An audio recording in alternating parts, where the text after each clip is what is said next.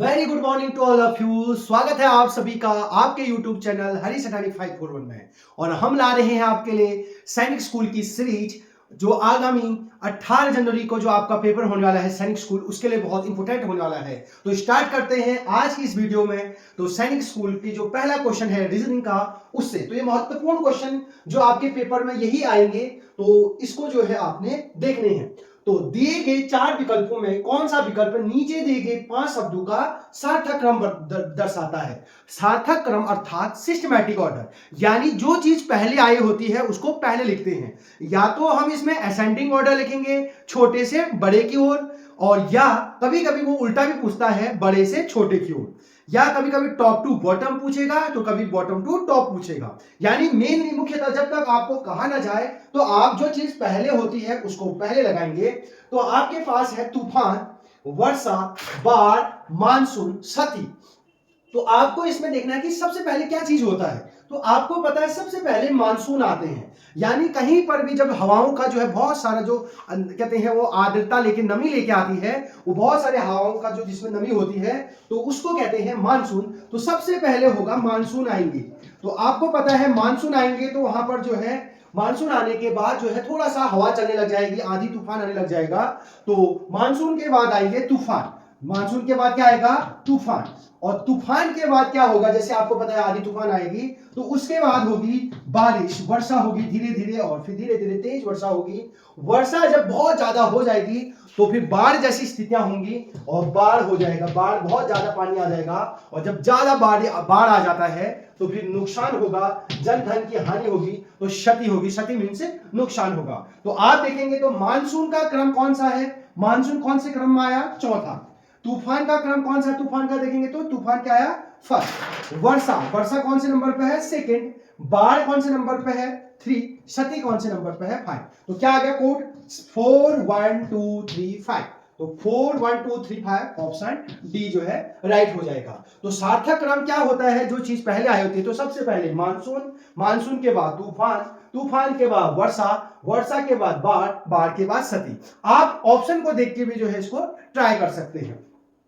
अगला है निम्न श्रृंखला को पूरा करो। इस श्रृंखला को आपने पूरा करना है। तो ये आपको सीरीज का क्वेश्चन दिया है, K11 M13 P16 T20 के बाद नेक्स्ट टर्म क्या आएगा, इसके बाद यहां पर इस प्रश्नवाचक चिन्ह के स्थान पर क्या आएगा। तो आपको पता है सभी एबीसीडी वाला क्वेश्चन होता है तो आप एबीसीडी लिख देंगे, A B C D E F G H I J K L M N O P Q R S T U V W X Y Z। अब आप देखेंगे यहां पर है पहला लेटर इसका K है, पहले अल्फाबेट में जाएंगे, फिर इसका है M, K से M जा रहे हैं, K से M तो L M, K के बाद L M, कितना आगे गए 2, तो यहां पर लिख देंगे +2, +2 का मतलब 2 आगे। M के बाद P जाएंगे, ये रहा M, यहां से P जाएंगे N O P, N O P कितना आगे गए +3, पहले 2 कदम आगे गए फिर 3 कदम। अब P से T में जाएंगे, ये रहा P, अब हमें 3 कदम जाना है Q R S T। तो यहां से आप जाएंगे P से, P के बाद Q R S T, कितने कदम आगे गए +4। तो पहले 2 कदम फिर 3 कदम फिर 4 कदम, और कितने कदम 5 कदम। आपको भी सही जवाब आया, 5 कदम आगे जाना है। तो T से 5 कदम आगे U V W X Y, तो T से जाएंगे 5 कदम आगे, तो T के बाद क्या आता है, T के बाद देखना U V W X Y, तो 5 कदम आगे जाने पर हमको मिला Y। अब गिनती का देखेंगे, 11 है, 11 में 2 आगे जाएंगे, 11 के बाद 12 13, 2 कदम आगे गए तो 13 मिला। 13 से आगे जाएंगे 14 15 16, यहां भी पहले 2 कदम फिर 3 कदम जाने पर 16 मिला। 16 से आगे जाएंगे 17 18 19 20, कितना कदम 4 कदम आगे गए। अब आपको पता चल गया पहले 2 कदम फिर 3 कदम फिर 4 कदम, अब कितने कदम 5, तो 20 में 5 जोड़ेंगे तो 25, तो Y 25 इसका आंसर हो जाएगा। तो क्या है इसका आंसर Y 25। अगला क्वेश्चन नंबर 3 है, यदि 20 फरवरी 2009 को मंगलवार था तो 20 फरवरी 2011 को कौन सा वार था। तो आपको दिया है 20 फरवरी का टाइम, यानी 20 फरवरी को जो आपको दिया है 2009 को, 20 फरवरी 2009 को उस दिन आपको दिया है मंगलवार अर्थात ट्यूसडे दिया है। तो हमें पूछ रहा है 20 फरवरी 2011।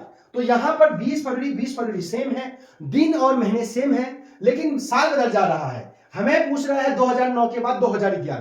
तो आपको पता होना चाहिए कि जब कहते हैं सिंपल ईयर होता है तो एक दिन आगे बढ़ते हैं एक साल में, और लीप वर्ष होता है तो 2 आगे बढ़ते हैं। तो जैसे आप समझेंगे अगले साल 20 फरवरी आएगा 2009 के बाद, और साल बदल जाएगा 2010 हो जाएगा। तो 20 फरवरी 2009 से 20 फरवरी 2010 तक एक साल हो गया, और 2009 लीप वर्ष नहीं है, साधारण वर्ष है, तो एक बढ़ जाएगा। तो मंगलवार में एक दिन आगे जाने पर क्या आ जाएगा, बुधवार। तो आपको मैंने बताया है कि अगर लीप वर्ष नहीं होगा तो एक बढ़ेगा, अगर लीप वर्ष होता तो 2 बढ़ता। फिर क्या आएगा, 20 फरवरी 2010 के बाद क्या आएगा, 2011। यही हमको चाहिए भी था। तो ये भी लीप वर्ष नहीं है, ये भी लीप वर्ष नहीं है, तो एक बढ़ेगा। तो बुधवार से एक आगे जाने पर क्या आएगा, बृहस्पतिवार। तो इसका आंसर क्या आ गया, बृहस्पतिवार अर्थात थर्सडे।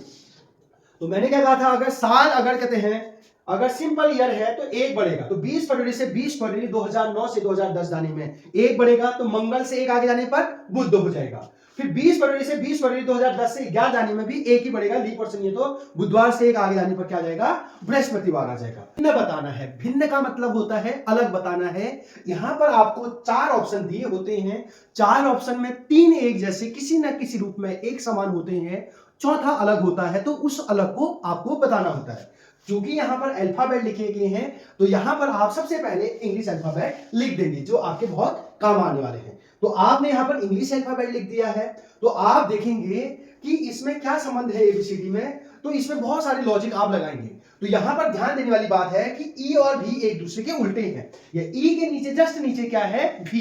तो हमने क्या किया, ए से एम तक लिखा, फिर उल्टा करके जो है इधर को लिखा। तो इससे पता चला ये एक दूसरे के अपोजिट है। अपोजिट का मतलब जो है ये ई के नीचे क्या है, भी। ऐसे ही देखेंगे डी डब्ल्यू, तो डी डब्ल्यू भी जो है एक दूसरे के उल्टे हैं। डी के जस्ट नीचे डब्ल्यू, देखिए 1 2 3 4, स्टार्टिंग से डी 4th नंबर पे है, तो लास्ट से जेड वाई एक्स डब्ल्यू भी 4थे नंबर पे, ये भी एक दूसरे के उल्टे हैं। ए और जेड, तो ए स्टार्टिंग से फर्स्ट है, तो जेड जो है स्टार्टिंग से लास्ट है, तो ये भी एक दूसरे के उल्टे हैं, विपरीत है। तो ये अपोजिट है, ये भी अपोजिट वर्ड है एक दूसरे के। तो डी एस क्या हो जाएगा, अलग हो जाएगा, क्योंकि बी और एस यहां पर आप देखेंगे बी यहां है, एस यहां है, वो एक दूसरे के उल्टे नहीं है। तो ये उल्टा, ये भी उल्टा, ये भी उल्टा, तो 3 समान है। तो इसका आंसर क्या हो गया, क्वेश्चन नंबर 4 का आंसर ए हो गया। क्वेश्चन नंबर 5, तो जिस प्रकार 63 का संबंध 21 से है, तो 27 का संबंध किससे होगा आपको बताना है। तो ये एनालॉजी अर्थात सादृश्यता का संबंध है, क्वेश्चन है। इसमें पहले का संबंध दूसरे के साथ होता है, तो जिस प्रकार लॉजिक पहले का दूसरे के साथ आएगा, वही लॉजिक तीसरे का चौथे के साथ आ सकता है। तो 63 का संबंध आपको दे रहा है वो 21 के साथ, 63 का संबंध है 21, तो आपको पूछ रहा है 27 का संबंध किससे होगा, 6 से होगा, 9 से होगा, 1 से होगा कि 3 से होगा। तो आप ध्यान से देखेंगे कि 63 का मैं क्या करूं, कि 63 का मैं क्या करूं, 21 आ जाए, तो 63 का क्या करूं, आंसर आए 21। तो क्या करूं मैं इसमें, जोड़ो, घटाओ, गुणा, भागा। तो 63 का आप कुछ भी करिए, 21 लाइए, तो वही लॉजिक से यहां भी आ जाएगा। तो आप देखेंगे कि 63 को अगर मैं 3 से डिवाइड कर देता हूं, 3 2 जा 6, 3 1 जा 3, यानी 63 का कहते हैं तिहाई निकालता हूं, 3 से भागा देता हूं, इस नंबर को 3 से भागा देने पर यह आ रहा है। तो 27 को भी अगर मैं 3 से डिवाइड कर दूं तो आंसर आ जाएगा 9। तो ऑप्शन बी जो है राइट हो जाएगा। या उल्टा भी कह सकते हैं कि 21 को 3 से गुणा किया तो 63 आया, तो किस नंबर को 3 से गुणा करने पर 27 आएगा, तो 9। तो उल्टा ये रहेगा कि आप 63 को 3 से डिवाइड करेंगे तो 21 आएगा, तो यहां भी 27 को 3 से डिवाइड करने पर आंसर 9 आएगा। होप आपको समझ में आ गया होगा। अगला क्वेश्चन आपके पेपर में वो वेन आरेख से पूछता है, वेन डायग्राम से। तो आप देखिए कि निम्न के लिए सर्वाधिक उपयुक्त वेन आरेख चुने। तो पहला है उभयचर। उभयचर वे होते हैं जो जमीन में भी रहते हैं और पानी में भी रहते हैं। कुछ जानवर तो ऐसे होते हैं जो केवल पानी में रहते हैं, जैसे मछली, उसको जमीन में नहीं ला सकते हैं। ऐसे कुछ ऐसे जानवर होते हैं जो जमीन में रहते हैं, जैसे शेर है, हाथी हैं, तो जमीन में रहते हैं, उनको थलचर कहते हैं।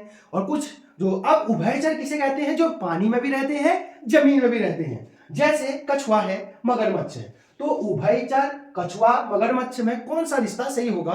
तो आपको पता है ये बड़ा सा सर्कल ये हो जाएगा उभयचर। उभयचर वे होते हैं जो दोनों जगह रहते हैं, दोनों जगह सर्वाइव कर सकते हैं, तो उभयचर होगी। यानी कछुआ भी एक उभयचर है, मगरमच्छ भी उभयचर है। यानी इस दुनिया में जितने भी कछुए होंगे सब उभयचर के अंदर आ जाएंगे।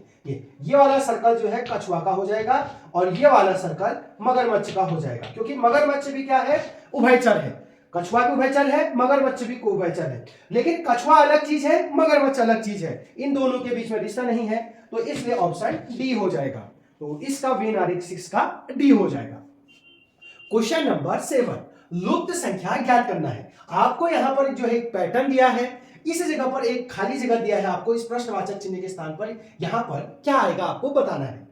तो आप दिमाग लगाएंगे कि बाहर वाले नंबर का मैं क्या करूं कि आंसर 9 आए, यहां भी बाहर वाले नंबर का कुछ करूं कि आंसर 7 आए, यहां भी वही करूंगा जो इन दोनों में लॉजिक क्या होगा। आपको कैसे पता चलेगा कि मुझे बाहर वालों का कुछ करना है? यहां देखिए बीच का खाली है, इसका मतलब बाहर वालों का कुछ क्या होगा। तो मेरे साथ बोलेंगे 3 8 4 का क्या करूं, आंसर आए 9। 4 6 5 का क्या करूं, आंसर आए 7। तो उसी लॉजिक के साथ इस क्वेश्चन को करेंगे। तो आप देखेंगे इसको मैं क्या करूं, तो आप पहले नीचे वाले नंबरों को जोड़ दीजिए। नीचे नंबर है 8 और 4, तो आप इनको प्लस कर दीजिए। 8 और 4 कितना आ जाएगा? 12। तो नीचे वाले नंबर को आपने जोड़ दिया और ऊपर वाले टॉप नंबर से इसको माइनस कर दीजिए, तो कितना आ गया आंसर? बीच वाला नंबर आ गया। क्या क्या मैंने नीचे के दो नंबरों को जोड़ा, 8 और 4 को, 12 आ गया। ऊपर वाले नंबर से इसको घटा दिया तो ये 9 आ गया, बीच का नंबर आ गया। यहां भी ऐसे ट्राई करेंगे, नीचे वाले नंबरों को 6 और 5 को जोड़ देंगे तो 11 आ जाएगा, उसमें से ऊपर वाले नंबर को घटा देंगे तो बीच का नंबर 7 आ गया। तो लॉजिक पता चल गया, नीचे वाले को जोड़ना है, ऊपर वाले नंबर से घटा देना है, बीच का आ जा रहा है। नीचे वाले को जोड़ना है, ऊपर वाले से घटाना है, बीच का नंबर आ जाएगा। तो 9 में अगर हम 3 जोड़ देंगे तो 12 आ जाएगा। ऊपर वाले नंबर को अगर हम माइनस कर देंगे तो इसका आंसर आ जाएगा 7। तो इस प्रश्नवाचक चिन्ह के स्थान पर क्या आंसर आएगा? 7। अब क्वेश्चन नंबर 8 मैं आपके लिए छोड़ा हूं कमेंट बॉक्स में। दोस्तों आप मेरी वीडियो को सीरियसली देखते हैं या नहीं देखते हैं? तो त्रिभुजों की संख्या आपको बतानी है। अगर आप सैनिक स्कूल की तैयारी कर रहे हैं, जो आगामी 18 फरवरी को आपका पेपर है, तो आपको इसका आंसर जो है कमेंट बॉक्स में बताना है, मैं आपका वेट करूंगा। तो त्रिभुजों की संख्या बताने की, इसमें कितने त्रिभुज हैं इनको गिनना है और ऑप्शन से आपको बताना है।